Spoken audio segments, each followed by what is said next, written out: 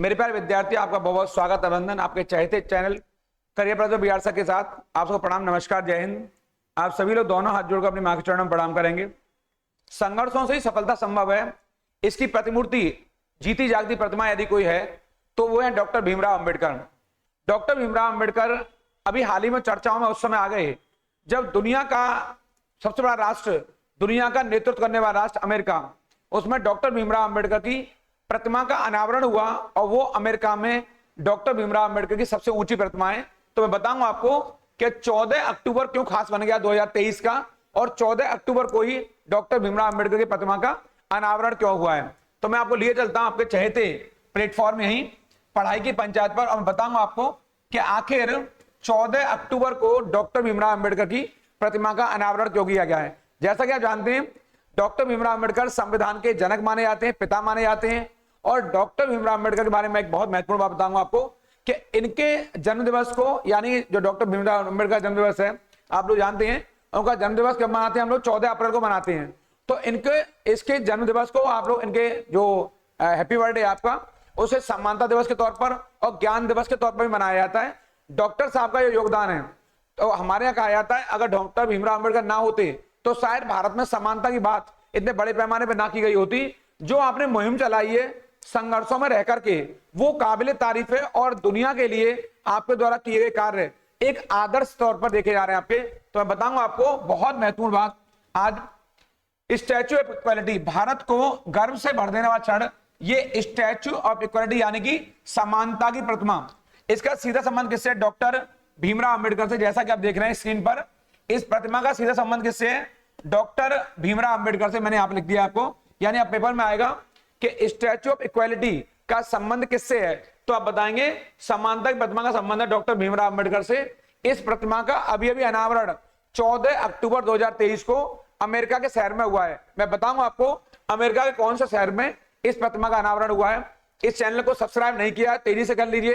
इसे like share करना बिल्कुल नहीं भूलेंगे, क्योंकि ये वही चैनल है जो आपको सफलता के शिखर पर पहुंचाएगा। मैं बताऊंगा आपको कि इस प्रतिमा का अनावरण कहां पर हुआ है, तो आपको अंदर से खुशी होगी। ये 14 अक्टूबर यहां पर 2023 को अमेरिका के मैरीलैंड, ये अमेरिका का मैरीलैंड बहुत बड़ा शहर है, बहुत बड़ा नगर है, बहुत बड़ा सिटी है।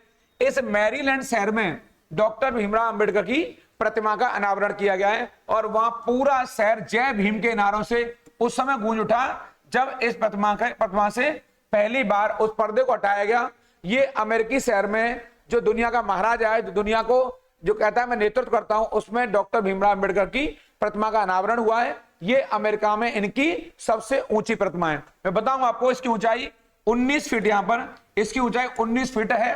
ये प्रतिमा, इनकी स्टैच्यू जो बना हुआ है, और इसका नाम है स्टैच्यू ऑफ इक्वालिटी यानी कि समानता की प्रतिमा। मैं आपको यही बताऊंगा, बड़ी महत्वपूर्ण बात आपके यहां पर, कि इसका जो मूर्तिकार है, बनाने वाले, वो और कोई नहीं बल्कि भारत के बहुत दिग्गज राम सुतार जी हैं। इसको आप याद कर लेंगे, यानी कि स्टैच्यू ऑफ इक्वालिटी का जो निर्माण किया है वो हमारे बहुत बड़े दिग्गज राम सुतार जी ने किया है। और मैं आपके बारे में, इनके बारे में बताऊंगा थोड़ी देर बाद आपको। ये बहुत इंपॉर्टेंट है। राम सुतार कौन है? ये किसी परिचय के मोहताज नहीं है। मैं अभी थोड़ी देर चर्चा करना करूंगा आप लोगों से। मैं बताऊंगा 14 अक्टूबर को ही आखिर क्यों आपके इस महानतम जो हमारे अंबेडकर हैं, इनकी प्रतिमा का अनावरण हुआ है। आखिर इस 14 अक्टूबर के पीछे राज क्या है, तो बताऊंगा। इस दिन का महत्व इसलिए है क्योंकि नेहरू, पंडित जवाहरलाल नेहरू की जो कैबिनेट है यानी मंत्रिमंडल है, इसी दिन आपको कानून और न्याय मंत्री बनाया गया, लॉ मिनिस्टर बनाया गया। स्वतंत्र भारत के पहले कानून मंत्री कौन है? तो डॉक्टर भीमराव अंबेडकर है। इसको आप रट कर जाएंगे, स्वतंत्र भारत के पहले कानून मंत्री कौन है? तो आप बताएंगे डॉक्टर भीमराव अंबेडकर है। और इसी दिन इन्हें कानून मंत्री के तौर पर शपथ दिलाई गई थी। इसके अलावा दूसरा महत्वपूर्ण है 14 अक्टूबर 1956 को, यहीं पर इसी तारीख को, यहां पर ये देख लेंगे आप लोग, 14 अक्टूबर यहीं पर 1956 को। दूसरी महत्वपूर्ण बात है, आपने अपने विभिन्न अनुयायियों के साथ बौद्ध धर्म को अपना लिया, अर्थात हिंदू धर्म को त्याग करके आपने बौद्ध धर्म को अपना लिया। ये इनकी दूसरी महत्वपूर्ण बात थी। यानी कि दो बार बताई, पहली बार आप नेहरू कैबिनेट में 14 अक्टूबर को शामिल हुए, 14 अक्टूबर को शामिल हुए। इसी दिन को अमेरिका में 14 अक्टूबर को आपके अनावरण की तिथि के तौर पर चुना गया। यह माना गया अमेरिका में कि 14 तारीख को ही आपकी प्रतिमा का अनावरण करना चाहिए। अब मैं बताऊंगा आपको ये दो खास बातें, मैं फिर कहूंगा इस चैनल को लाइक और शेयर करना नहीं भूलेंगे, क्योंकि ये वही चैनल है जो आपको सफलता के शिखर पर पहुंचाएगा। आपको जैसे डॉक्टर साहब का संघर्ष में जीवन रहा है, तो आपके संघर्ष में जीवन से हमें सीखने को बड़ी भारी प्रेरणा मिलती है कि जीवन संघर्षों में से गुजरता हुआ कैसे सफलता रूपी एक आदर्श को, शिखर को स्थापित कर सकता है। ये सीखना है किसी से, तो ये डॉक्टर भीमराव अंबेडकर है, एक जीती जागती प्रतिमा। ये अंबेडकर कभी मरते नहीं है, ऐसे लोग अमरत्व को प्राप्त होते हैं, ऐसे लोग अमर होते हैं, क्योंकि ये जितनी प्रेरणा दुनिया को दे सकते हैं, ऐसा प्रेरणादायी पुरुष कुछ ही लोग होते हैं। आप उन बिरले पुरुषों में एक रहे जो पूरी दुनिया के लिए एक आदर्श है। मैं बताऊंगा आपको, अभी मैं जो चर्चा कर रहा था आपसे, आपका जो बड़ी महत्वपूर्ण बात है उसको आप नोट डाउन कर लेंगे यहाँ पर, कि आपका जो जन्म है वो 14 अप्रैल यहाँ पर 1891 को, यहाँ पर इस डेट को थोड़ा याद कर लेंगे, ये 14 अप्रैल बड़ी महत्वपूर्ण डेट है। 14 अप्रैल को डॉक्टर भीमराव अंबेडकर का जन्मदिन होता है। और आपका जो निर्माण हुआ है, पुनः उसे बोलते हैं हम लोग अपने पर निर्माण कहा जाता है, यानी कि आपकी मृत्यु हुई है वो 6 दिसंबर को हुई है। यहाँ पर थोड़ा सा इसको भी देख लेंगे, 1956 को यहाँ पर आपका लोग कहा जाता है, आपकी मृत्यु की डेट को पर निर्माण से जोड़ते हैं लोग आपके, तो इनके बाद कहा जाता है आपकी मृत्यु यहाँ हुई है और आपका जन्म दिवस आपके यहाँ मनाया जाता है। और पूरी भारत नहीं बल्कि दुनिया में 14 अप्रैल को बड़े पवित्र पर्व के तौर पर देखा जाता है।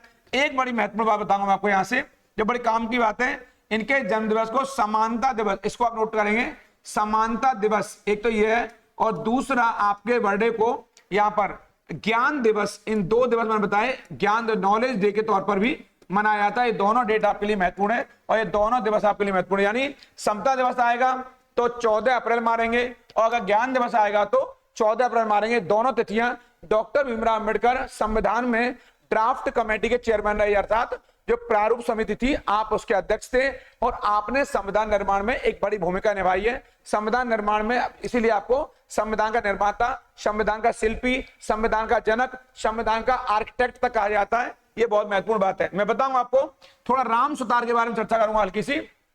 हमारे यहाँ दुनिया की सबसे ऊंची प्रतिमा है जो, वो स्टैच्यू ऑफ यूनिटी के नाम से जानी जाती है, यानी कि दुनिया की सबसे ऊंची प्रतिमा यदि कोई है तो वो स्टैच्यू ऑफ यूनिटी है, जिसे हमारे यहाँ एकता की प्रतिमा के नाम से भी जाना जाता है। ये किसी और की नहीं बल्कि हमारे लौह पुरुष यानी कि सरदार वल्लभ भाई पटेल, जो मैं अभी बात कर रहा था।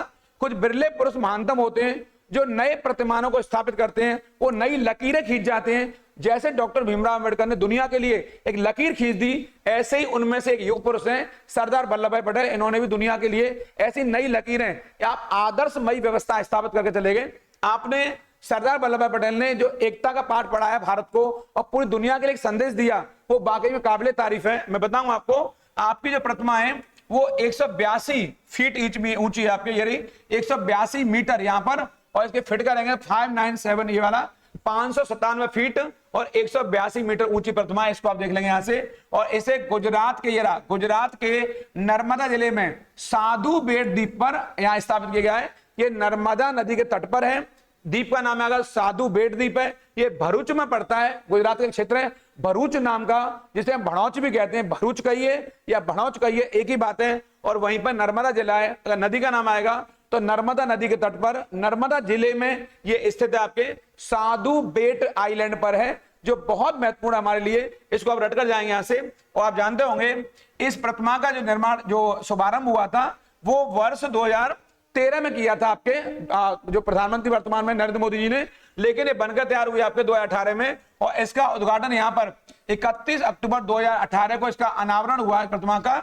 ये पटेल जी की 143वीं जयंती थी जिस समय इसका अनावरण किया था। और जानते हैं 31 अक्टूबर को हमारे यहाँ राष्ट्रीय एकता दिवस के तौर पर भी मनाया जाता है। चूंकि मैं आपको इतिहास के पन्नों से बात नहीं कर रहा हूं, मेरा जो विश्लेषण है वो एग्जाम ओरिएंटेड, ताकि आपको एग्जाम के लिए अधिक से अधिक जानकारी प्राप्त हो सके। इसीलिए मैं कह रहा हूं, इस चैनल को सब्सक्राइब नहीं किया है तो तेजी से सब्सक्राइब कर लिए, और लाइक शेयर करना बिल्कुल नहीं भूलेंगे, क्योंकि ये वही प्लेटफॉर्म है, मैं फिर कहूंगा, जो आपको बुलंदियों पर पहुंचाएगा। मैं बताऊंगा एक लाइन और, इसको इस प्रतिमा को निर्माण करने वाले और कोई नहीं बल्कि वो भी राम सुतार ही हैं। तो राम सुतार वो मूर्तिकार बन चुके हैं भारत के लिए, जिन्होंने कई सारे प्रतिमानों को स्थापित किया है। अमेरिका के मैरीलैंड में जो डॉक्टर भीमराव अंबेडकर की प्रतिमा बनाई है, वो भी राम सुतार जी ने बनाई है। और दुनिया की सबसे ऊंची प्रतिमा जो स्टैच्यू ऑफ यूनिटी है, जो जिसका संबंध लौह पुरुष से हमारे वो प्रतिमा भी और किसी ने नहीं बल्कि राम सुतार जी ने बनाई है। आप ऐसे मूर्तिकार बन चुके हैं जो कि दुनिया के लिए एक बहुत बड़ा मैसेज लेकर आए हैं, और आपने जो व्यवस्था बनाई है वो काबिल तारीफ है। इसलिए इनको भी भारत को प्रणाम करना चाहिए। भारत के लिए गौरव का क्षण है, भारत के लिए गौरवान एक ऐसा गर्व का दिन है भारत के लिए, जो भारत का हृदय कहीं ना कहीं गर्व से चौड़ा हो चुका है। आपके भारत का सिर इतना ऊंचा हो चुका है क्योंकि डॉक्टर साहब की जो प्रतिमा लगी है आपके कहां पर, अमेरिका में, वो वाकई में भारत का सिर ऊंचा करने वाली है। इस चैनल पर लगातार बने रहिए और उन लोगों का जरूर ख्याल रखिए जो आपका ख्याल रखते हैं। मैं आप लोग नई वीडियो के साथ कल फिर मिलूंगा। प्रणाम, नमस्कार।